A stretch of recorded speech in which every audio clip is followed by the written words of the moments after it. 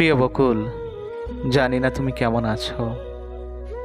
জীবন, জীবিকা এবং সংসার, এই ব্যস্ততার মধ্য দিয়ে মানুষ তার জীবনের অন্তিম সময়ে চলে যায়।